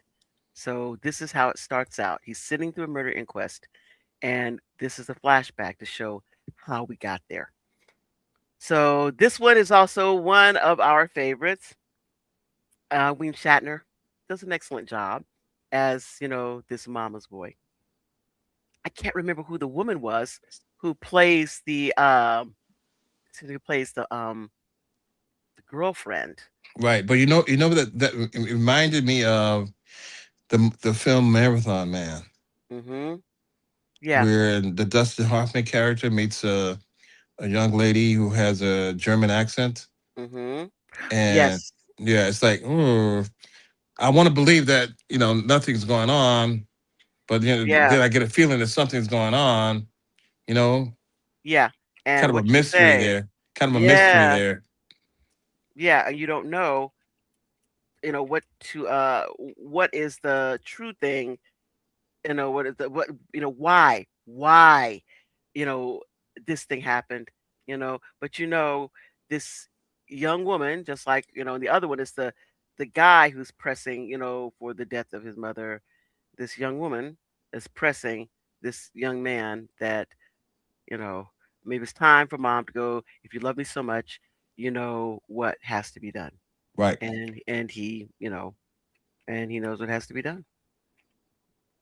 You know, so this one is very good. And right here I have the Mother May I Go Out to Swim on here, and I posted it, but that is incorrect. Mother May I Go Out to Swim is not episode 22. It is episode 26. So Episodes, season what? 5, episode Five. 26. I had 22. That was incorrect. It is episode 26. Okay. And again, the individuals, in this, of course, it's like William Shatner, is the son. Mm-hmm. Um, this one doesn't have. I'm on it. I thought it was still in Rotten Tomatoes, but it's moved me to somewhere else that is not Rotten Tomatoes. That has Metacritic doesn't have the people in it where Rotten Tomatoes does. Um, but I mean, we know it because, of course, we've seen it like 100 times. Right. It's, Right.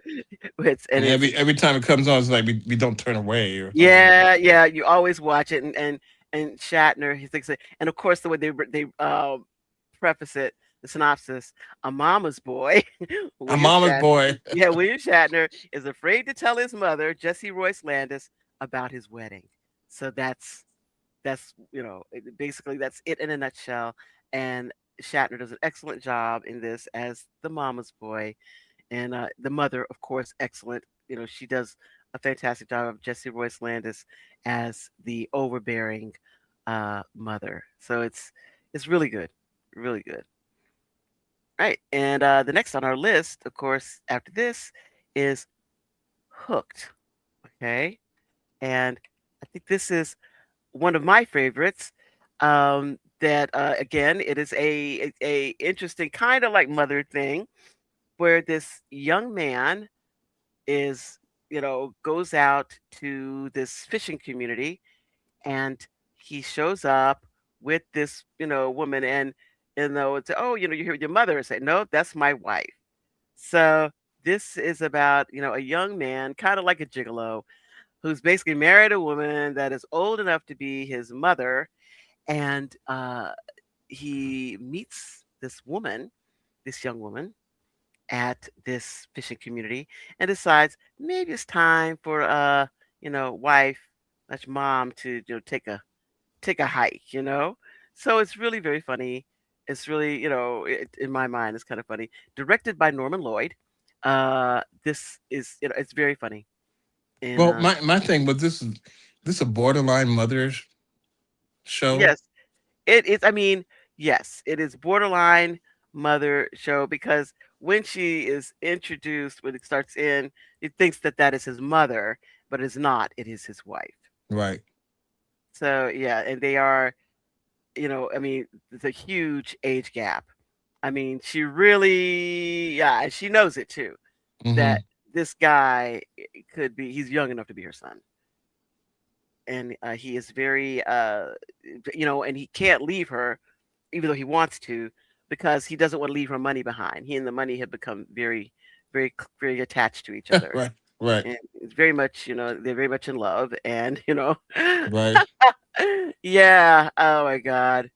Oh my gosh. It's one of the favorite. And I jumped into IMDb, and one of the people who made their review on it, the name of their review is "What a Jerk." What a jerk. Yeah. Yeah. I mean, you could say that about all these Yeah. episodes, Yeah. depending on Yeah. who you're talking about. What a jerk. What a jerk. And this guy, I mean, he goes a long way in order to, get his plan, I mean, he actually goes out and learns how to fish in order Right. to do this. He is not a fisherman. He put in the She work. that's right. He put in a work to get rid of her. So, I guess in that way, he should be complimented, you Right. know, for his at least what do you call it? His what do you want to call his not his gumption, His but gumption, his yes, perseverance. yes, perseverance. That's the word.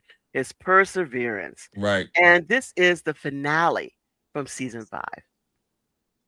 This episode is the season 5 finale. Right. And yeah, but very very good. It's every now and then you see something that you say, "Okay. Okay. This this is one of those. Yeah, he is a jerk and you should definitely check it out. Right. Definitely check it out." And I don't know what the epilogue was that he did to this that Hitchcock did. But I'm certainly that, it was, not it's one of those, epilogues that I probably would have hated. So yeah, Why you say that? you know, the kind of epilogues they give the people who get away with stuff or don't get away with stuff. Yeah, so I don't like those. I just let's let it sit and let us try to figure out, what happened on our own. Right. Right. Yeah, I don't like too much. Like, you don't have to give us an epilogue for everything. Let us try to figure it out. You know, let us. I think he probably did it for the sponsors, don't you think? Yeah, I'm sure he did it for the spot. He definitely did it for the sponsors. You know, because yeah, too many of them are those type of people. The bad guy can't win. Yes, that's right. The bad guys can't win. But but in a way, this is kind of like you know, yeah, The I bad don't, guy can't win. I mean, I don't know, I don't know, you I can't don't commit a know. crime. You can't commit a crime and get away with it. Yes, yes, that's true. The bad guy can't get away with it. Yeah. All right, now the next we have is called "The Man with Two Faces," and this one was I think what season? It's season 6, episode 11, close to the end of the season. And in this episode, we have a young woman and her husband who have returned back to the young woman's home where they have to live with her widowed mother. So living with the widowed mother, just at the very beginning, widowed mother is coming home, minding her own beeswax, and some jerk mugs her and steals her purse. So mother has to go to the cops to go through the what you call a book, Lineup. A mug the book. line, the Mug mug book. shots, the mug shots, Hmm. in order to try to find the guy who who robbed her, who grabbed her purse. So she's going through looking for this guy that grabbed her purse. She sees in the mug shots a picture of a guy that looks a lot like her son-in-law. And so she kind of balks a little bit. She doesn't say anything. Just kind of goes home a little bit perplexed and ultimately asks the police, something, what about this person? I see a picture of a person that I think looks like someone I know. And then, gets back with the cops and they tell her, no, it's cool. That's not the person. So of course she, tells her in-law that unfortunately she had just her daughter that she had suspected something, but she was glad, that she was wrong. So you have to watch this one because that just gets us to the middle, not to the end. Hmm. So, this is a good one. Pick it up, watch the end. The stuff I've told you is all in the beginning. What happens when two people look so much alike? And I don't know, again, like you say, sometimes you think this has a relationship to maybe an Alfred Hitchcock film. And this one, the film The Wrong Man. You Right. know, With Henry Fonda. with Henry Fonda, that a guy commits a crime, and they say committed a crime, say it wasn't me, it wasn't me. Well, it was you. Everybody that saw this guy says it's you, but it is the wrong man. Right. You know, so this, kind of brings this into your, into the forefront of your thoughts. But check it out. It is a very good one. I think you will like it. All right. The next one, are you going to deliver this one? Let's see. What's the next one? Oh crap! A crime from others. Cry from mothers. Crime from others. Well, yeah, Yes. some of them are just spot on mother shows because they got mother in the title. Yeah, yes, yeah. Crime from others. Okay. Oh, what is that? Penelope, I don't remember the plot. Okay. This one is season 6, episode 16. And this is of the one about the orphan, the little orphan girl. A couple is visited by an alcoholic. Says that Oh, right. yes, that I mean, they are. there's so many Alfred Hitchcocks. I just, yeah. So this one's really good. So there's the opening scene is, parents getting their little girl ready to go to school, and Mhm. she's going to school and she's asking for stuff. It's her birthday, and they want to give her stuff, Mhm. and they kid her off to school.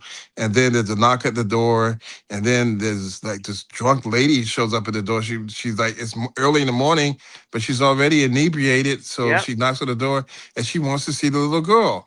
And the audience is questioning, why does this drunk lady want to see this little girl? It's because the drunk lady is the little girl's mother, She is actually her mother. her Now real biological mother. she has abandoned this child. Somebody else got the child and was in the process of having adopted this child, but I think the adoption was not completed yet. And No, it was never completed. yeah, because they It was just never, the paper was never completed. yeah They just this started taking mother, care of her. she abandoned the baby. Hmm. She gave the baby up to this couple who was trying to have a child, and Yep. so they have a child, and then they never did the official paperwork. Yeah, because this woman said she didn't want anything. I'm sure, of course, they gave her something at the very beginning, but she just wanted to not be saddled down with this child. Right, but now That was she's the most of it. back. Yes. Now that the child is like 7 or 8 years old, she's back, Yes. and she doesn't necessarily want the baby. What she wants is for the couple to pay her money in order not to tell people that the child is not theirs, Yeah. and not to tell the child that Yes. That she's she's not theirs. that she's adopted. Right. Yeah, and which in back in the old days, I guess, was a bad thing. You Well, the know, thing is, it can be traumatic, right? yeah, traumatic for you to know your parents gave you up. But she, decide she and her boyfriend or some guy that she's hanging with decided to pull this little caper to, kidnap this little girl and basically tell the parents that they weren't going to give her back unless they paid cash. So this one is a very good one too. I mean, again, it's a Okay, suspense so thing. Hitchcock puts you in the eyes of the biological mother No, who's trying to blackmail the parents. I think it's, half and half because half the time you see from the perspective of the the blackmailer, but in the other side, you see from the perspective of I guess it has to be the blackmailer. It's a blackmailer because If we're you spend a saying that lot there's a of lot of you information that we don't know, we spend a and lot of yeah, time we spend a lot of time with the biological mother slash blackmailer. yes, we do. Right, we Okay, spend I a lot guess of you're time, right. and the actress, I don't know her name, but she does a great job. I think that the child says, I'm when she interacts with the daughter, her biological daughter, Hmm. the biological daughter says something about oh God, something really, really like, childlike. It's like she wants some story or something read, Hmm. and and the mother's like, "What's that? I don't know what that. I don't know what that They know is." nothing about children. Right. Nothing I know about nothing about children. children or children things. It's like I Hmm. can't wait to give me a thing of bourbon. She brings the child Yeah, home. She brings the child, back to her house, and all she has to eat for the child is like some stale crackers. crackers and Like and you a get from bottle the of bar. gin and a bottle of Yes. gin or something. It's like, oh my god. Yeah. Yes. Yeah. And this one, I guess the next one, A Woman's Help, is one of your favorites. I've got to tell you this though. This thing, there is the woman, and she is um I that plays the role of the villainous wife, and she is kind of like uh her husband. I guess she has the money. The husband is kind of like, again, we got another mama's boy, and the whole point is that the wife continues to say that this guy, he goes from his mama to her or to whatever, and some other woman that was before her, that every time he goes through his life, he has to rely on women to take care of him. So in this case, they get a new housekeeper to, take care of her. And this woman is, she's not dowdy or anything. She's just kind of, normal woman. But this guy starts to, have a crush. They start, a relationship or whatever. So it's very interesting to see the resolution of this one. That's all we can tell you. But I have to say, the woman who plays the lead is just wonderful. I just want to, and I mean, I think that she's great. Not the housekeeper who was at Miss Greco, and she's like, what's it, Antoinette Bauer plays, that character.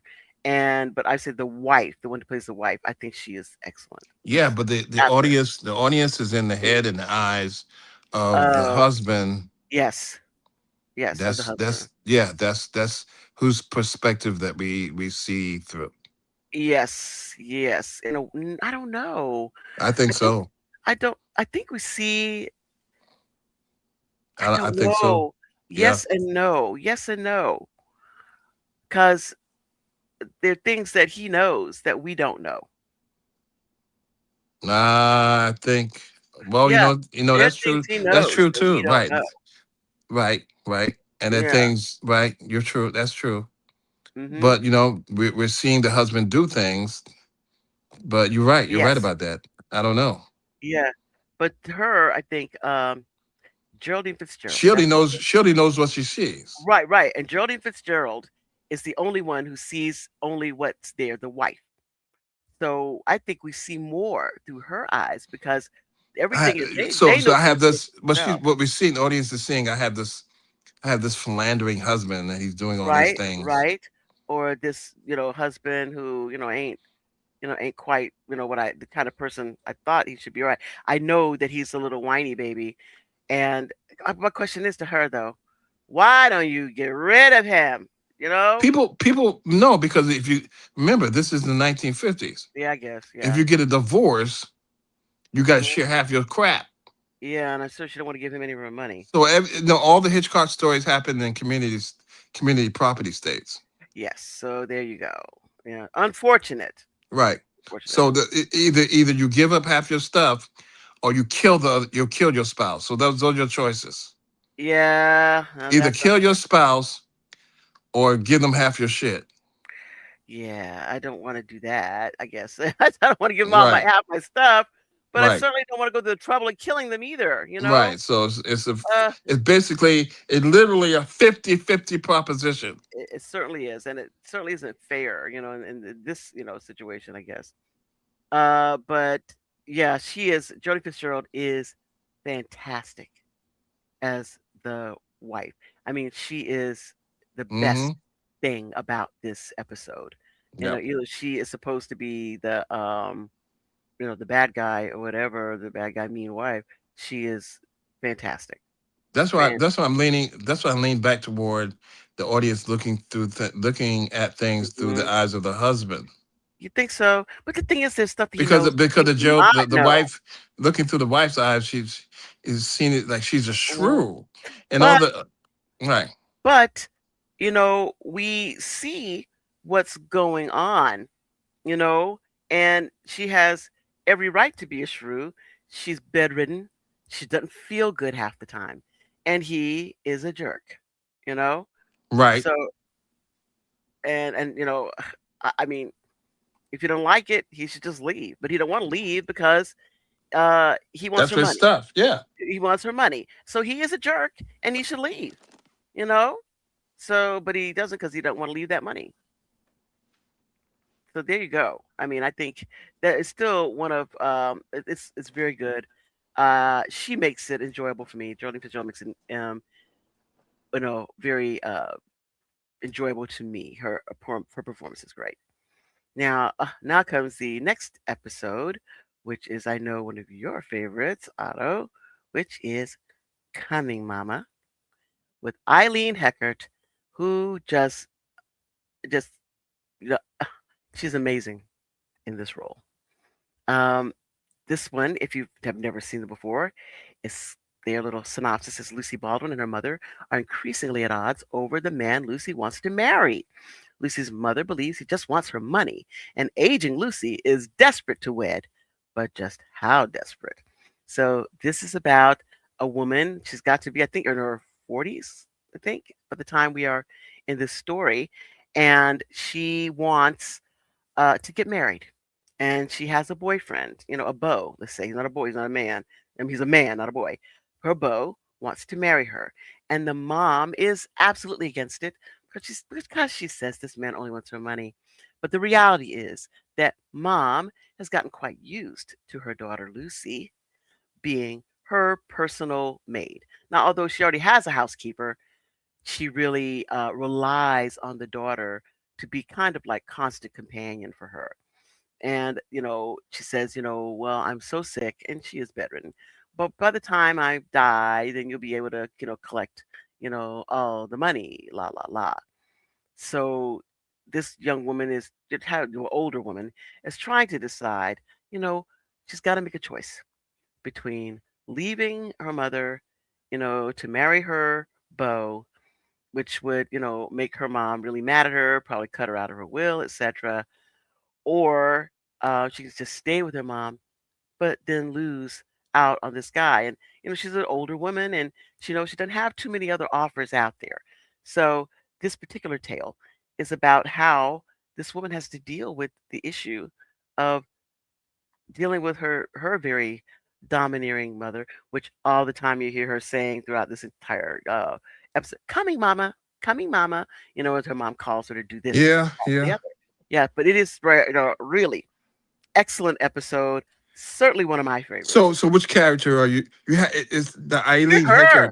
Yeah, Absolutely, we are yeah, her. We are yeah. Lucy, as But we then at the same time, it's like the mother is telling the daughter, this man wants you to hurry up and marry yeah, him because yeah. he all he does is he wants He the wants the money that I'm money. going to leave you. Yeah, that's right. That's right. All of it's about, oh, he wants the money, I be able to take care of myself, and I blah blah blah, but makes the daughter feel very guilty, and basically saying, if she leaves and marries this guy, she's gonna cut her out. So, sure, she would like to go into her marriage having something, or be when her mother dies to be able to collect something. They're not, she's not the type of person who's got a whole lot of time, to go out. And she's not a young woman to start gathering a whole lot of money in order to, finance their futures, their retirements, etc. So yeah, she's hoping that she will get her inheritance from her mom and be able to move on. And so this one is Eileen Hecker. If you've ever seen her in anything, if you've ever seen the film The Bad Seed, she is the woman that plays the mother of the little boy that was killed in the first, I guess the first scene of The Bad Seed, or it inferred that he was killed in The Bad Seed. So excellent job there. Excellent, Right, excellent job here. right, and Hmm. like most Hitchcock episodes, Hmm. a surprise ending. But this surprise ending is kind of satisfying. It's more satisfying than Yes, usual. yes, yeah. You will love it. It is one of our favorites. You just gotta, you gotta check it out. You got to stay with it. Yeah, and I gotta tell you this much. No matter what, the writing, directing is so good on this that at no time are we ever not on her side. We are Right. always on Always on Lucy's her side. side. Absolutely. Always on Lucy's side. And That's I you kind of hate this guy because he keep Yes. pressuring her. It's like, Yeah, and man, her leave her mom who yeah. keeps pressuring her, And you mother know? keep asking for stuff and then saying Yeah, nobody's really interested in you. Look at yourself. yeah, Have you looked at yourself yeah, in the mirror yet? yeah, just talking her daughter down, oh, that he cannot the reason why it has to be money because because who would actually want you? Yeah. That Yeah. kind of mindset. It is just, Right. and you're always on Lucy's side because she's Right. trying so hard, Right. just trying so hard to satisfy everyone, but realizing that her time for, getting a life of her own, is getting very, very short. Right. She doesn't have much time. This guy's telling her, if you don't, make a decision, I'm going to have to move on. He wants to get married, you know, and they have their plans to get married. They're going to have their go on their honeymoon and all this stuff. It just, you know, but she's being denied all that because her mother will not agree and basically will cut her off if she does not agree. She's not Right. married to this guy. So yeah, very good. Excellent. And we have up here it's season 6, episode 26. It is really good. I think you will absolutely enjoy it. And all of these are, quite excellent. Um, and the last one we have left on this list is what? The 12-Hour Caper. And that is season 7, episode 34. It So has Dick York in it, our favorite from yes, yes, Darren, the first and best Darren from Bewitched. from Bewitched, yes. And you can go ahead and describe this one. Well, it's a Dick York plays a sort of a bank teller Hmm. in a bank or an investment house, and he's been working there for I guess multiple Yeah, years. it's like 11 years or something 11 like that. A long years, time. and the head teller is about to retire, and so Dick York is thinking that he's going to take be promoted to that position. Yep. And I guess a year or so ago, or just recently, the branch manager and the manager of the bank has hired his wife's nephew. So now his wife's nephew is in the company, and so the head of the investment bank, the branch bank, tells the Dick York character that he appreciates all the hard work that he's put in over Hmm. the last 11 years or so, and he's about to tell him something that he'll appreciate, but he's about to promote the his wife's nephew to the position of head teller instead of the Dick Hmm. York character who's been there for 11 years. And the Dick York character says okay, and then you see the Dick York character go back to his desk, takes the news rather Hmm. calmly, and he goes back and he's looking through different brochures of Brazil, Yeah. picturesque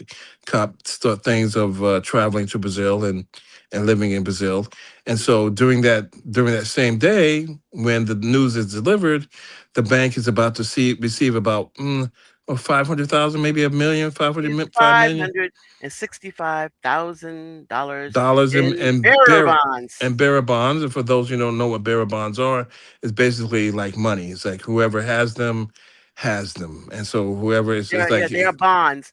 It's just like, a savings bond. It is a bond, right, but it's but right, but it's like money. It's like you could cash. cash, yeah, you could cash it in for it. It's not, it doesn't have anyone's name on it. That's Who right. Eh, it fits its name. Whoever bears it has the access to the value of the bond, and so about $500,000 of it is being delivered, and so Dick York um, apparently has some ideas about what to do with that money coming into the bank.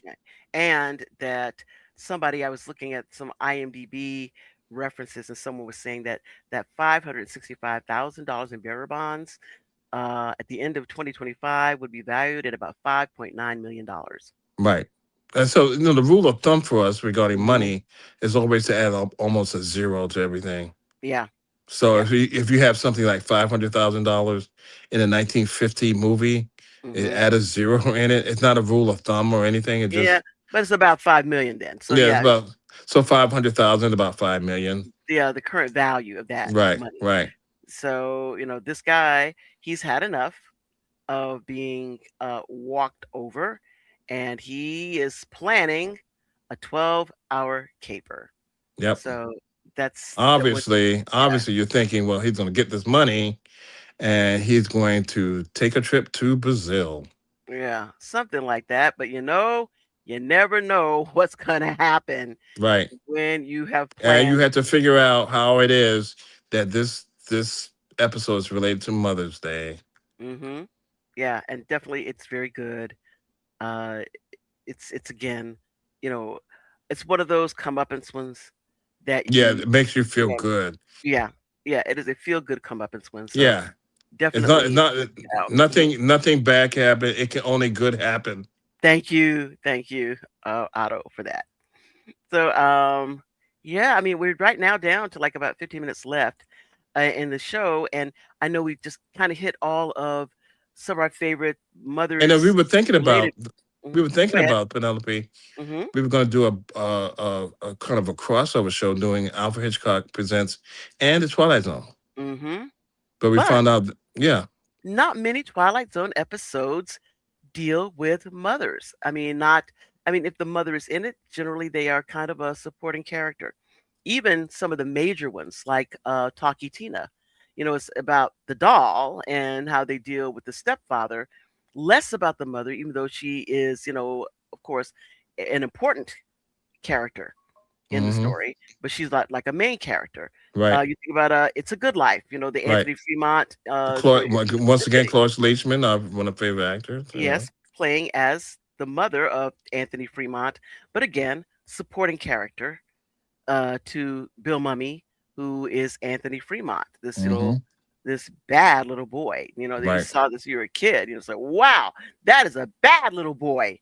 Hmm And it's very scary. But I think it's funny is that I read they had the Twilight Zone anthologies.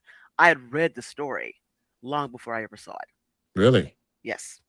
I read it long before I ever saw it on television because I didn't see Twilight Zones until much later. I saw Night Gallery before we saw Twilight Zone because hmm. Night Gallery was already we saw that because I think it was in I don't know if it was actually first run or not, but I remember seeing it Syndication or first. something. Yeah, and maybe syndication, maybe first run, but I remember Night Gallery first, Hmm then Twilight Zone.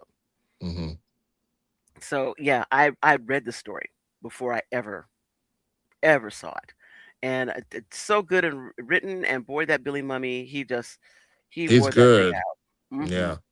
Quite excellent. And of course, Yeah, but by the hmm time I saw the Twilight Zone is a Good Life, I knew it was Billy Mummy because, of course, we know him from Lost in Space. right. So I Yeah. knew I mean, Billy Mummy from Lost in Space first. Yeah. that face is undeniably you Yes, can absolutely. recognizable. Yeah, absolutely. In fact, But there's not a lot of mother except for that no. one episode where that guy wanted to he was newly married.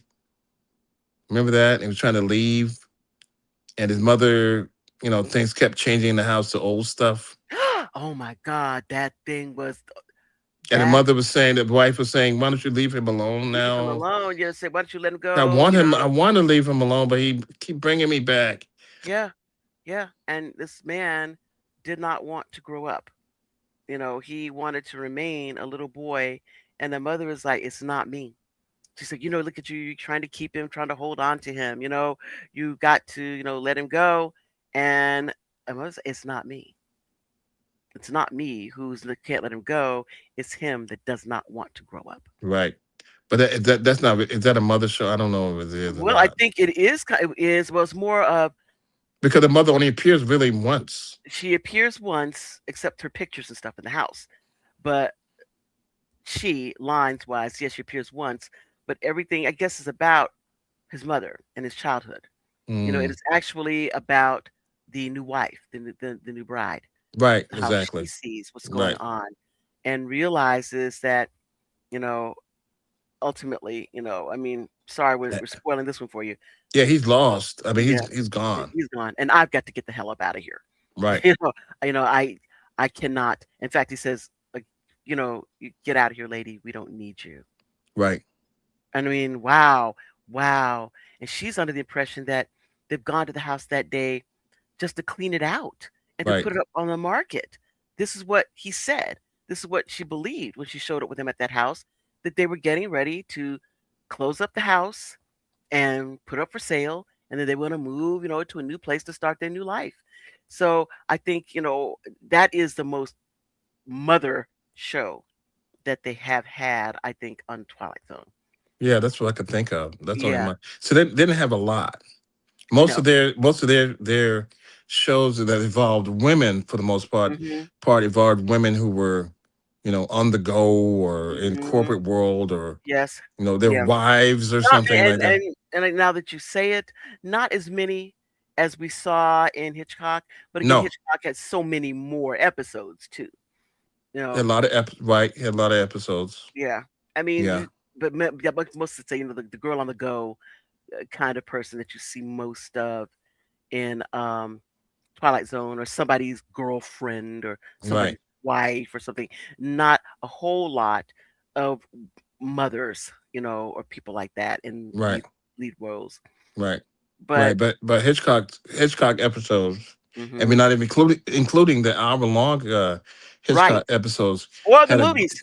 all the movies, Yeah. a great women played a prominent part, and Yes. mothers played a Yes. prominent part in his films and his television shows. Right. Right. So you definitely, on this Mother's Day, when you have time, when you're not watching the Knicks game, you can be Right, and watching these. the thing is, what kind of mood do you need to be in on Mother's Day to Yeah. watch these kind of shows?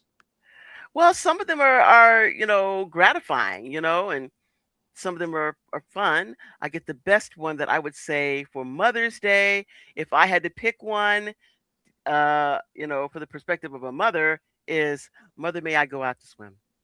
Why do you like that one so much? Well, I see from the perspective of a Mother's Day thing, a Mother's Day story. Of course, it's because and unfortunately, I'm gonna have to, kind of give up a little bit of the spoiler thing. Spoiler alert! Spoiler alert! Spoiler alert! If you don't want to know, go la la la la la and close your ears. That this is the quintessential story. This guy, the woman that he was to marry, and she made him, got him back to dancing because he had had, a leg injury and stuff, and she is, was this beautiful woman who really, adores him, and in the final analysis, he chooses his mother over her. So that's definitely the best Mother's Day thing. Yes, that these people out here, this girl, and oh, it's love, and she's really kind of wicked though, but that no, he does not choose the wicked girlfriend. He chooses his mom. So yeah, Right, that's to me, that's the best Mother's Day one right, that I would say. You know that you're this woman who, is saying, "I'll spend the rest of my life with you. We're gonna do this, that, and the other thing, and blah blah blah." And he said, "No, I'm not about to kill my mother for you. No, that's not going to happen." So that's why I like it so much. That he says, "No, nope. This is my mom who's with me, love me, supported me all my life. I love you, but not like that. not like So that. not like that." So yeah, that would be the Mother's Day one. I would say, that one. Mother, may I go out to swim? Is the of course they call him a mama's boy, but yeah, so be it. Right? Because there are some mama's boys who've done worse. So there you go.